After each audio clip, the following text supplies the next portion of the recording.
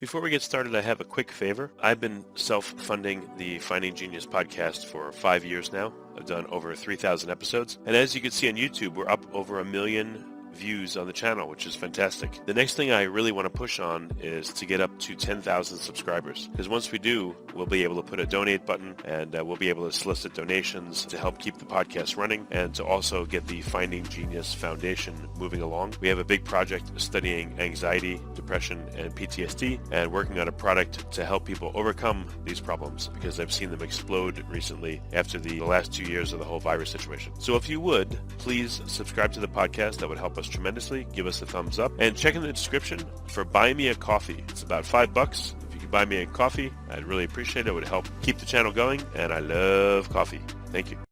Forget frequently asked questions. Common sense, common knowledge, or Google. How about advice from a real genius? 95% of people in any profession are good enough to be qualified and licensed. 5% Go above and beyond. they become very good at what they do, but only 0.1%.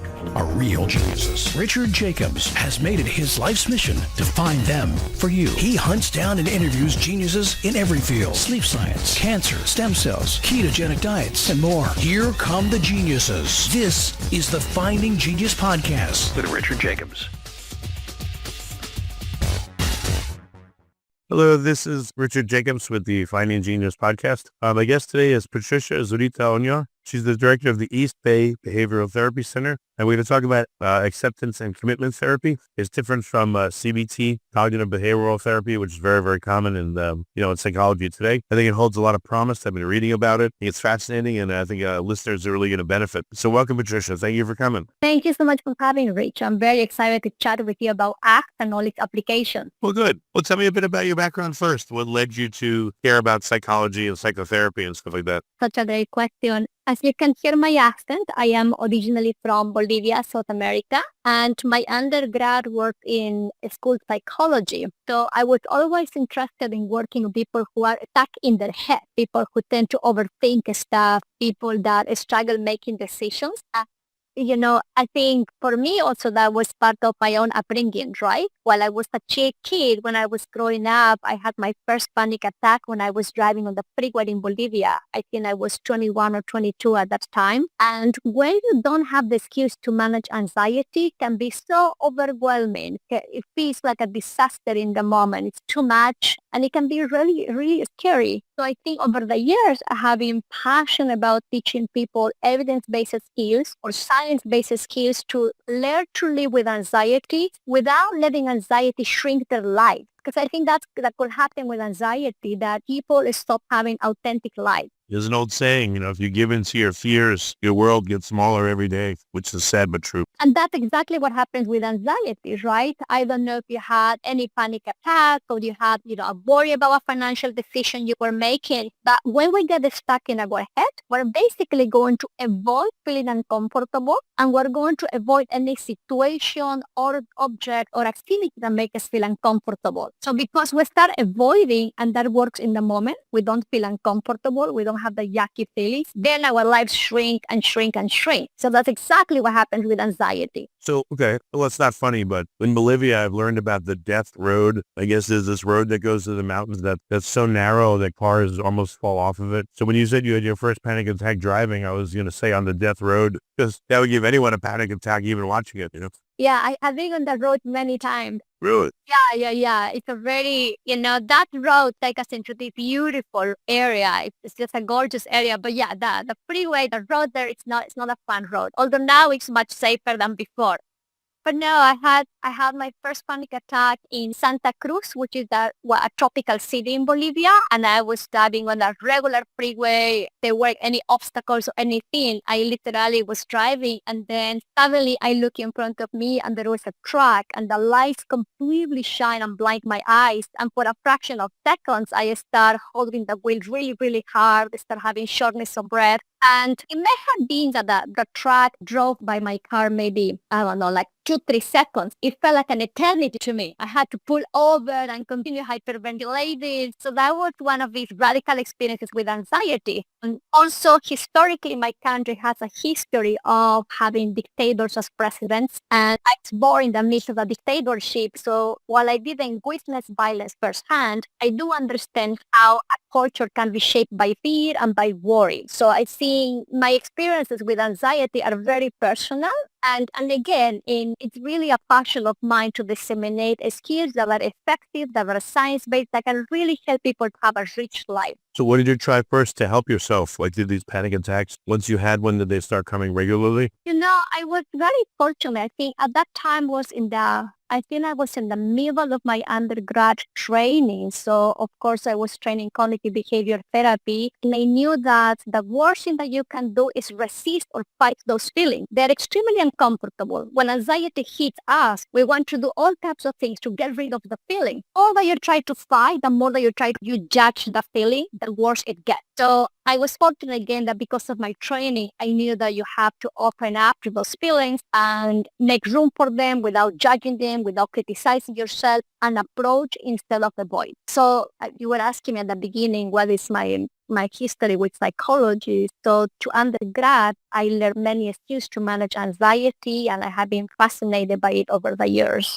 So at that time, when I had my first panic attack, I was in the middle of my undergrad training. I was being trained in cognitive behavior therapy. And because of that training, I knew that the worst thing that you can do is resist or fight the anxious feelings you're having, or to start avoiding situations. So in a nutshell, I was very fortunate that I was familiar with the skills that I was teaching my clients, that I had to practice to manage my own panic sensation. So I think that's how I managed that. I didn't start having panic attacks frequently because I was using the skills that I knew and that I was teaching my clients. Well, I think I've had a panic attack maybe once or twice, but they're horrible. I know with heights, I never used to be afraid of them, but it seems like it's similar. I remember I went to this theater with my wife and we sat way up high, and the slope down to the stage was really sharp. And I was so uncomfortable sitting there. And I feel like every few seconds I would grab the arms of the seat as if I was going to fall. But how am I going to fall sitting down, But it got more uncomfortable and I couldn't rationalize it. And I was like, stop it. But I felt like this fear just taking over my mind. And I told my wife, I'm like, we got to get out of here before I can't get up. Oh, we got out of there. And I was like, thank God. And they had a bunch of seats for people down at the bottom for people that have that same problem. But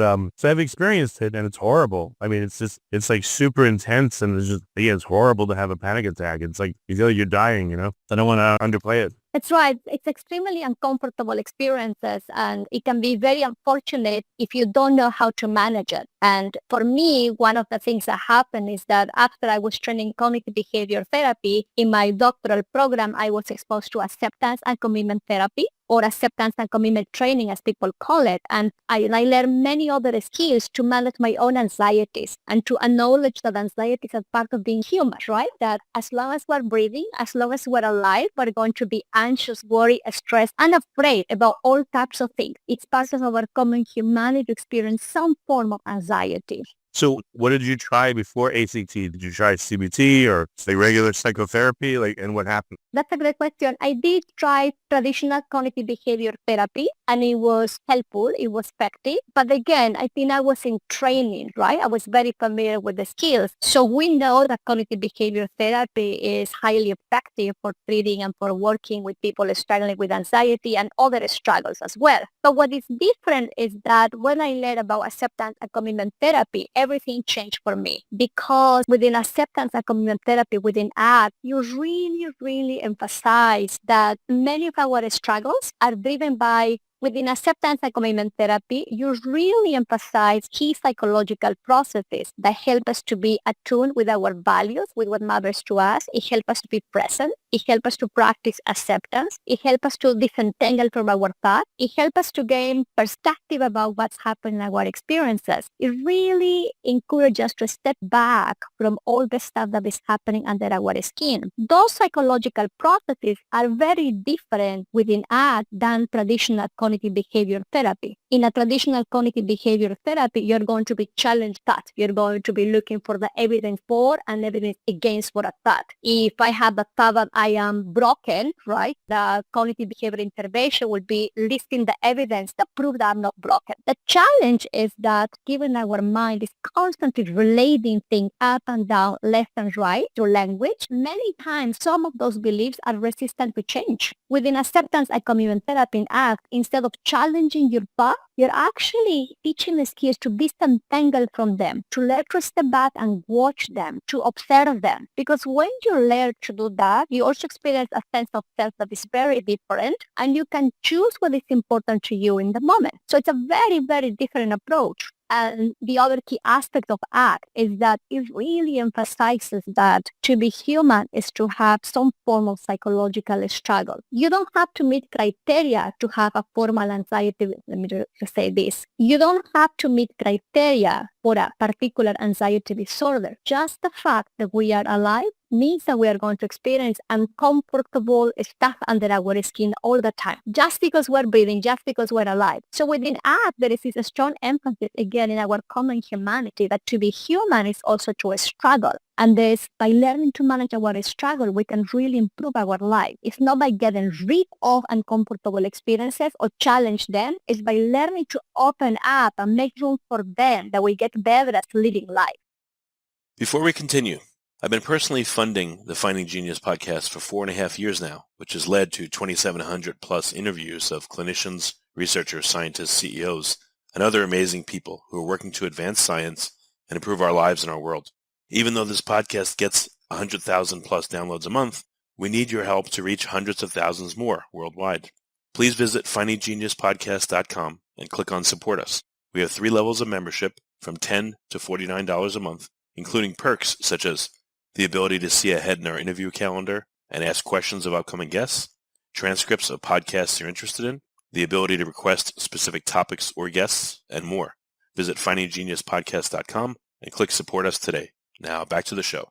So how does ACT work? What's an example, of someone with a problem and how would it help them? Yeah. So for example, let's say that in this moment, I am having the thought that, let's say that I have a thought, what if I have a panic attack in this moment, right? If I am practicing at the skills, I will center myself using my body. I may take a deep breath. I may press my feet hard against the floor. And I may look at this thought, the thought that says, what if I have a panic attack? I may notice the thought and I may name the thought. I may say, I'm noticing the thought, I may have a panic attack. Or I may say, I am having the thought, I may have a panic attack. That's noticing, not challenging, but simply noticing. And I also can give a name to the thought. I could say, here comes Patricia the worry. Oh, that's a Patricia worry thought. Or I may say, that comes Miss Worry. Here is Miss Worry. I may even greet the thought. I may say, hello, Miss Worry. It was a matter of time. Of course you're going to come. You're out of a schedule. I was waiting for you. So there is something about acknowledge our things, our images by noticing and naming them without getting fused, caught or trapped by them. So that will be one skill. We call it diffusion, but everyone can practice that by noticing and naming those thoughts.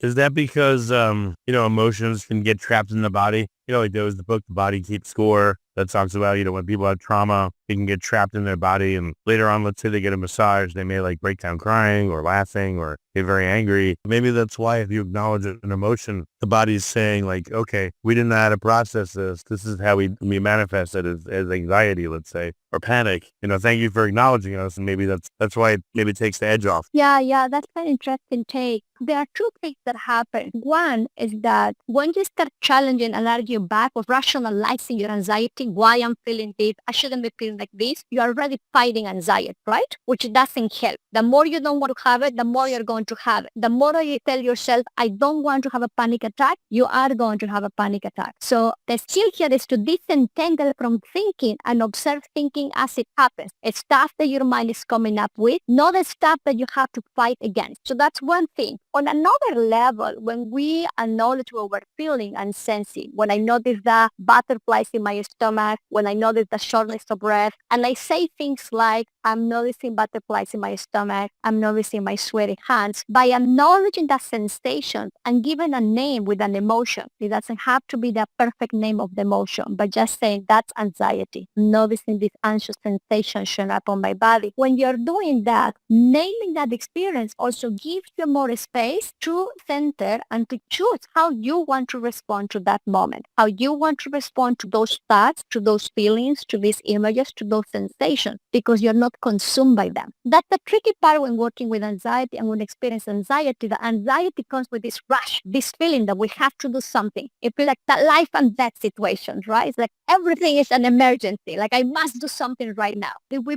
pause intentionally, center ourselves with our body again, and simply notice and name those experiences. I'm noticing I'm having shortness of breath. I notice the butterflies in my stomach. I notice my mind is telling me all types of things. I may even be a little bit silly again. I may say, hello, Miss Worry. Hello, Patricia the Warrior. And then I ask myself, in this moment, what is really important to me? That's a values-based question. Every time we're alive, there is something that matters to us, whether that's a conversation, whether that's showing up to the project we're writing on, whether that's the meal that we're making for the family. But we are surrounded by events that are important to us, even the most mundane things. So you may want to ask yourself, what is really important to me in this moment? And then based on that, you may want to engage in what we call values-based behaviors. You can also ask what we call the workability question. The workability question sounds like when I have the thought, what if I have a panic attack? I may ask myself the question, if I go along with a thought, what if I have a panic attack? Does my life expand or does it shrink? Do I show up to this conversation as I want to show up?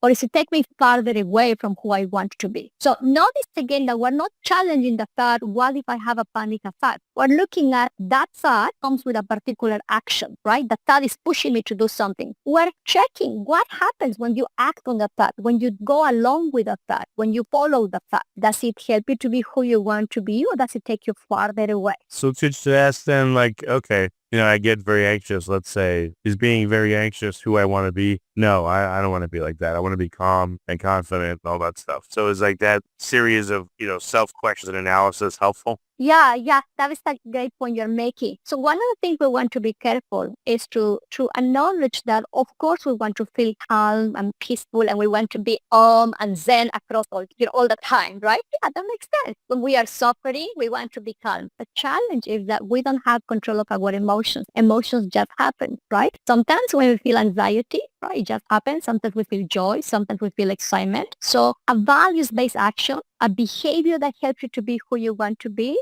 is the stuff that you do with your feet, with your hand, and with your mouth are your public behaviors. So going back to the example, if I have a thought that says, what if I have a panic attack? That thought may ask me to cancel this conversation, may ask me to hide, may ask me to go and drink a glass of scotch quickly, right? May ask to use some safety behaviors. But the values-based behavior is to focus on the conversation, to pay attention what you're asking me for, regardless how I'm feeling under my skin. So that's what we did add. We encourage and invite people to learn to make room for their anxieties, worries, and fears while they're doing what is important to them. It's not getting rid of those experiences. It's not chasing another feeling either. It's simply taking their internal experiences as it's happening while they're focused on what matters with their public behavior. What does that do for people, though, if they're feelings like that? Yeah, well, that's a great question. So as you know, I've had hundreds of randomized clinical trials. Its effectiveness has been proved over and over in many research studies. And what happens when you practice acceptance of life, you don't add suffering into your everyday experiences. So let me say a little bit more about this. When we have the thought, what if I have a panic attack? Or what if I make a fool of myself? Or when you have butterflies in your stomach? Or when you suddenly are worried about financial decisions you have to make, that is already uncomfortable. That is what we call primary pain. It's raw pain. It's already painful. It's uncomfortable. But when we go into avoidance, when I quickly act and do what the thought pulls me to do, I am going to add more suffering to my life because then I miss connections. I don't have this interview. I feel lonely. I start developing a substance abuse problem. So that is why when you learn to open up and practice these psychological skills, you're actually learning to get better at living with life as it happens to you instead of adding more suffering into your life. It's the way that we respond to our life, it's the way that we respond to our pain that many times can be effective or can really perpetuate a cycle of suffering for us.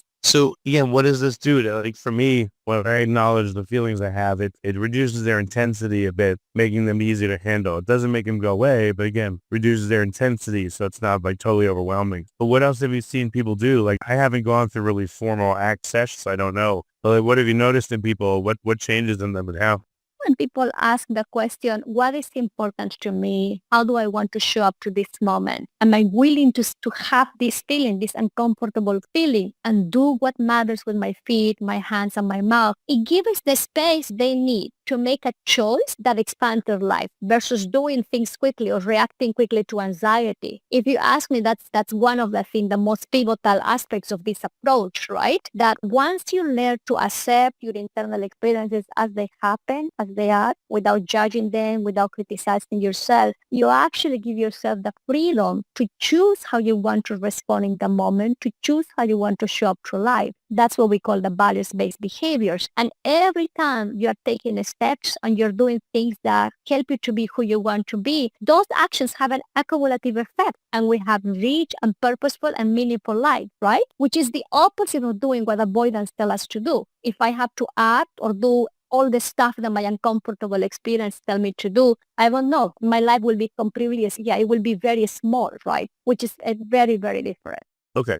So what happens over a series of sessions with someone in ACT therapy? Like what do you do? Do you review like life situations and how people felt and like what kind of progression do you notice in people? That's such a great question. So my specialization is on anxiety-based struggles, anything related to worries, fears, and anxieties, right? I primarily work with overthinkers who are overachievers and they are dealing with some form of anxiety. What I can tell you, anecdotally speaking, is that in the work I do, many of my clients or people in general that get exposed to acceptance and commitment skills, what they really learn is to nourish a life that is full of purpose, meaning, and a joyful life because they are taking action towards what is important to them. So I think while they're learning these skills, they are really expanding their lives because it's so congruent with who you want to be, right? We help people to identify what is important to them across different areas of their life. As partners in a relationship, if in parenting, hobbies, their health, their spiritual life, in many areas of their life, we figure out what is truly important to them.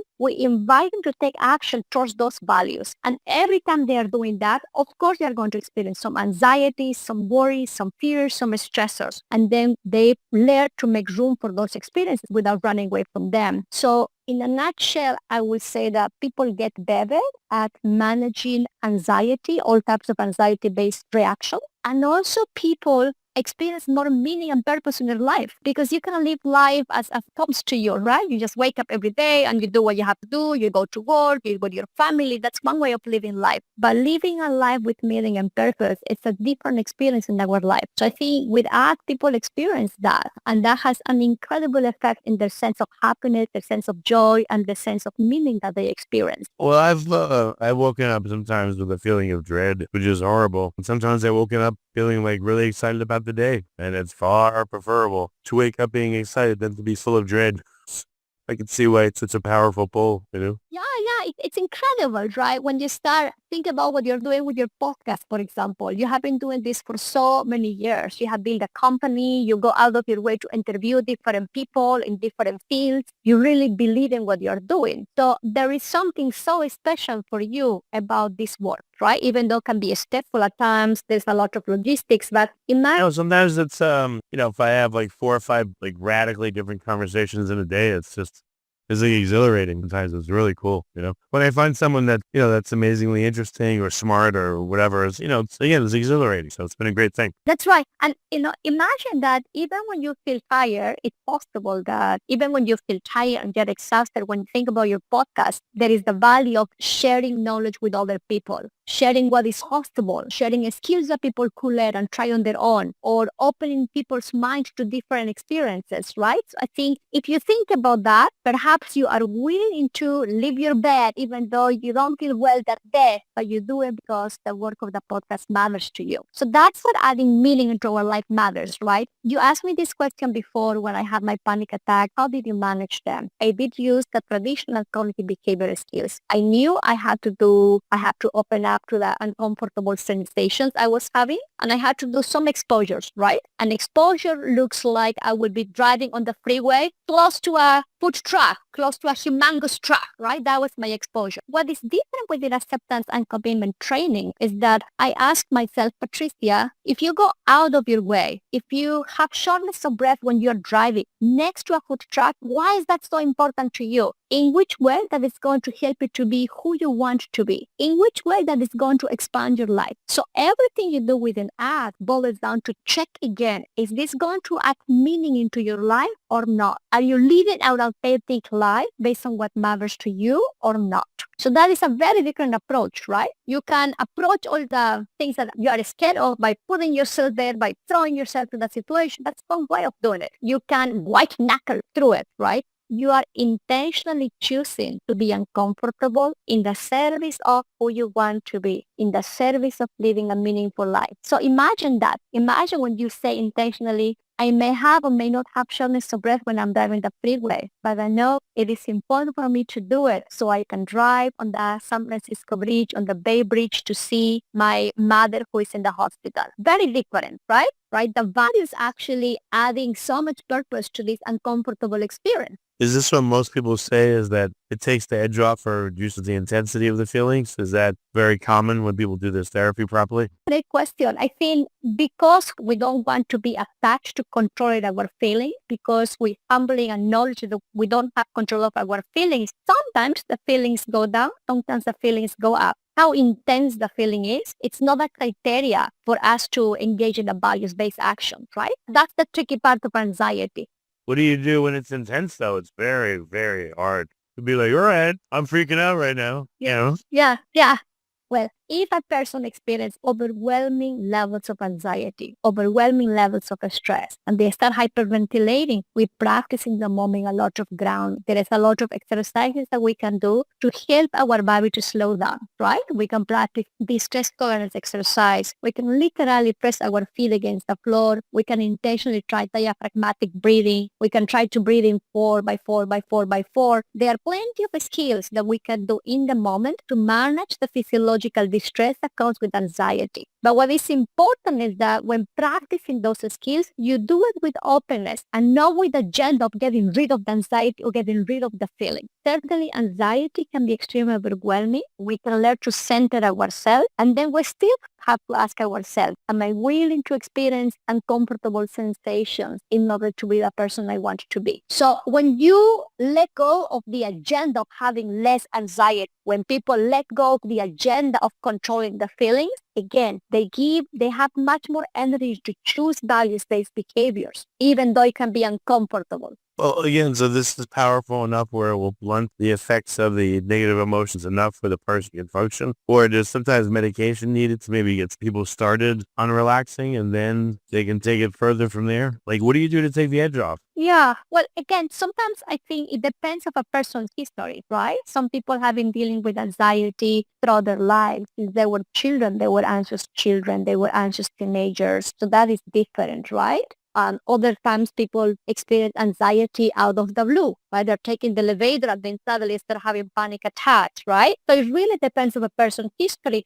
For some people, yeah, they're going to benefit from use some medication to have one dial down in the physiological response, enough that they can maximize the skills, right? For some cases, yes. Over time, people will get a lot of benefit from trying and learning grounding skills to really go back to the moment and stay present with their bodies. And thank you for asking that question. Anxiety is uncomfortable. It's extremely uncomfortable. It makes us feel that we have to do something right now, that this is impossible, that this feeling is going to stay forever. Emotions don't last forever. Emotions come and go. They have a small duration. What happens is when I judge the emotion, this is bad, I shouldn't be feeling like this. When I ruminate on the emotion, why I'm having this feeling, what's wrong with me? When I think in terms of avoidance, I don't want to have this feeling, I want it to stop. Those responses make the emotion last longer. So that's what, even though a person may be experiencing a lot of anxiety, you want to check, are you opening up? Are you letting the feelings be? Were you judging, ruminating, or going to avoidance of the feeling in your mind? Because when we do that, the emotion will last longer, right? So that is just in a nutshell something to pay attention to. Yes, some people would benefit from having medication, depends on their history. Other people will get a lot by learning how to stay with experience, learning some grounding, learning to center themselves, and then really learning to not engage in that way of thinking, but by really watching the experience, right? It's that thinking that is going to prolong the emotion. What about people that say, I am anxious or I am depressed versus I'm feeling anxiety, I'm feeling depression right now? I think that is also a very unique aspect of this therapy, right? When you let to take perspective of your experiences, when you develop a sense of self as an observer, when you can observe the stuff that you feel, that you sense, that you think, your identity is not defined by what you're thinking. When we say, I am anxiety or I am broken, it is as if our personal identity, our sense of self is defined by a story, right? But when you are practicing these perspective-taking skills, you really learn to step back from all those narratives, from all those stories, and you learn to develop what we call the observer self. There is a physical self that experiences all the stuff, like in this moment as I'm talking, I'm moving my hands, I can notice the temperature because it's hot here, I can notice how I'm thinking in this moment, and there is the observer self that watches myself having those experiences. It sounds a little bit abstract. It's not something that it's not something to explain or talk too much about it, but it's something that we teach people as skills to really nourish this observer self. So I think that is also very unique of art and very different other approaches. For people who are familiar with Buddhist practices, they are familiar with this observer self. So what does advanced act look like? You learn to acknowledge these emotions and recognize them and speak to them or give words to them. What else can people do to help themselves to feel better? That's a great question. I think that the first will be to acknowledge every time there is an uncomfortable sensation, an uncomfortable emotion, or an uncomfortable story. I'm a loser, I'm defective, I'm broken. To know this and name those skills. They can also check if there are any constriction, they are resisting the feelings, right? It can relax those body areas. They really want to ask themselves, in this moment, what is important to me? What matters to me? Look at their values. If they don't know what is important to them, they can ask themselves this question. If someone is giving a speech about my life, or let's say that it's your 80th birthday and your best friend and your partner and a coworker are invited to this gathering and they are given a speech about you, what would you like them to say about you? That's one way to really look at our value, how we want to be remembered by the people that matter to us, right? And another exercise to look into our values will be asking ourselves, if I have to write my tombstone today, what would I like it to say? Here lies Patricia. She stood up for blah, blah, blah, blah, blah. So it is important for all of us to look at what matters in each aspect of our life and then look whether our actions and behaviors are congruent with those values or not. Notice here that I'm not talking about having less anxiety or chase happiness. I'm talking about learning to have the whole human experience as it comes and goes. When we learn to do that, we are also practicing psychological flexibility. Psychological flexibility is the ideal outcome that you want of all these four psychological processes, because you learn to adapt not only to your external environment, but you also learn to respond flexibly and with fluidity to your internal experiences instead of running away from them all the time, right? So that's another way of thinking that we invite people to consider when they're experiencing any type of psychological discomfort. Oh, how valuable is this session on discovering someone's value? I would think that alone would be a very, hard to do, but comforting thing. People refer to it if they're in alignment with their values of the day. I would guess they would feel better than if they're not. They'd feel sad or ashamed if they weren't. Well, sometimes in life, we don't have perfect lives. Sometimes we do things, we say things that really take us farther away from who we want to be, right? We all have experiences like that. And once you check, is my behavior consistent with the value of being kind, the value of being generous, the value of being loyal, and you see the gap, then you have the freedom to choose. Do you want to live in a way that takes you farther away from being kind, from being generous, from being loyal? or do you want to change and engage in a different behavioral response, even though it feels uncomfortable, it may feel impossible many times. So reflecting on that question can be also a motivator for behavioral change, for changing our habits, for changing the way that we relate to others, right? But it requires self-reflection. How are we living our lives every day? It is nice if we can go to a meditation retreat for 3-4 days. I absolutely love doing that. But we can also practice and check in how we're living our life in our everyday experiences, from the moment we open our eyes to the moment we fell asleep. Good. Any examples of a session with someone where they communicated their values, like an example for someone, just to make it a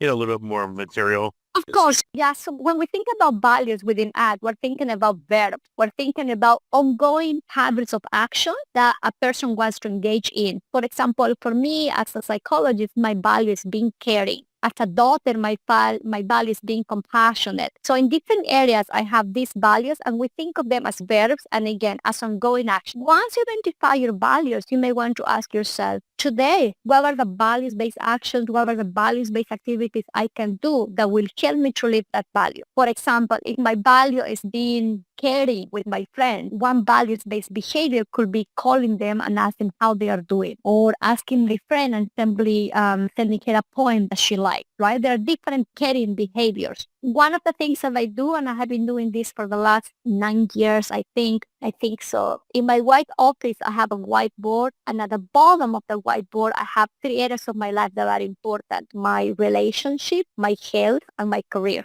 And week by week, I make a little X, whether I'm living close to my values or farther away. So week by week, I'm just checking, right? There are different ways that you can reflect on your behavior. For me, it's a very simple thing. On a Sunday, whether it's in the morning or the afternoon, I will go to the whiteboard, look at, the area of my life, let's say relationships, and check, is the X closer to where I want to be or is it farther away? So those are practical things that people can do. Check really what matters and think about the 3 specific actions that they can take during the day to live those values. Knowing that when you live your values, it is not going to be easy peasy all the time. It is not going to be comfortable all the time. There will be some form of discomfort, but we're also intentionally saying yes to that discomfort to live our values. Then they can also come up with some form of reflection, right? For me, it's something that I do weekly. It's it takes me just 10 minutes to look at this. But when I ask myself weekly, am I being the person I want to be in my relationships? Am I being the professional I want to be in my career? Am I relating to my health in a way that matters to me? When I ask myself those 2 questions every Sunday, it really gives me the pulse that I need to realign again, right? To look at my life again. The next 7 days, this is what I'm going to do. So that short reflection is something that I will encourage people to try as well. What do you notice happens over time with a patient or a person that, they've defined their values? They're asking themselves on a regular basis, am I aligned with them? Like, do they tend to align with them and feel better as they do? Like, what do you know? Well, when we are pursuing our values, we tend to experience much more joy and we tend to have richer relationships, right? Because again, with anxiety in particular, our life shrinks. I stop being who I want to be. I'm so consumed in my head. I'm living in my head. I'm not paying attention to life happening in front of me or the relationship that is in front of me because I'm so preoccupied with controlling my anxieties, right? So we know that when we practice these psychological skills, we tend to experience happiness in a different way. And think about this, involves meaning. It's a very different life than a reactive life that is trying to run away from anxiety all the time. So the research shows that over and over and over, psychological flexibility and these core psychological processes led people to experience happier, joyful, and meaningful lives. The opposite of that is more constriction. So I can tell you in my personal life, learning art has been extremely transformative in my own life as a person and in my work. And I see that in my clients' lives. Because when you're learning these skills, you're learning also life skills. You are preparing always for what life is going to bring to you, right? Life doesn't come perfect. All types of unexpected things happen to us. How do we respond to a world that brings a lot of pain to us? A world that many times disappoints us? How do we respond to people that disappoint us and hurt us? We can be very, sometimes we can have reactive responses and be rigid about how things are supposed to be. But psychological flexibility invites us once again over and over to check in this situation, in this precise moment, in this context, what is important to me, what matters to me. And many times not what emotion tell us to do. It's really what the value matters. That's really good. I mean, again, if reconnecting with your values over and over and over again, I can't see how it would be hurtful. And it would make you to say have a much more happy and fulfilling life. Is they're living life that's kind of like we're out of it or anxious all the time or just out of control or angry or depressed or, so I can see this can be very empowering over time. Right. Or the other thing that happens is that we have been told that we should be happy 24 hours, 7 days a week, right? We should be happy all the time. And we're chasing happiness. Many times people are chasing happiness like a marathon that we're running through only these good feelings. But that is not consistent with human experience. In life, we experience all types of experiences, the sweet, the sours, the ugly, the comfortable one, right? Our emotions come and go. Emotions happen. But choosing to live with meaning, that's where we have the capacity and the freedom to choose how do I respond to things, how do I respond to life. Or I think engaging in those value-based actions is really expand our lives and help us to feel much more connected with the people we care about. And again, purpose is something that gives us so much sense of the reason why we are alive. Well, very good. We're just about out of time. So where can people avail themselves of ACT? How do they start learning about it? How do they find a practitioner to help themselves? The organization that trains people on acceptance and commitment therapy is called Contextual Behavioral Science.org. People can go to the website. There is a group for the lay audience, for the public. They want to learn that. There is also another group for professionals that want to learn more about ACT. But that would be the main website to go, contextualbehavioralscience.org. People will see all types of resources on ACT for all types of struggles. Well, very good. And I guess we should tell people to act quickly to help themselves. Take action. That is right. That's right. Let's figure out what matters and let's take action while accepting all the noise that happens under our skin. Well, very good. I really appreciate you coming on the call and talking about this because it's so important. There's so many people that have just, like the experience of being human. Everyone has a hard time and everyone needs mental tools to help themselves so that they don't end up having just out of control or just emotionally fraught, churning crazy life. I think people want peace and happiness. So if this helps them even a little bit, it's a great thing. So thank you for what you do and for coming on the podcast. I appreciate it. Thank you so much for having me and your question. It really invited me to slow down and to think more about what ACT is about. Thank you. You're welcome. If you like this podcast, please click the link in the description to subscribe and review us on iTunes. You've been listening to the Finding Genius podcast with Richard Jacobs. If you like what you hear, be sure to review and subscribe to the Finding Genius podcast on iTunes or wherever you listen to podcasts. And want to be smarter than everybody else? Become a premium member at findinggeniuspodcast.com. This podcast is for information only. No advice of any kind is being given. Any action you take or don't take as a result of listening is your sole responsibility. Consult professionals when advice is needed. And happiness. So if this helps them even a little bit, it's a great thing. So thank you for what you do and for coming on the podcast. I appreciate it. Thank you so much for having me and your question. It really invited me to slow down and to think more about what ACT is about. Thank you. You're welcome.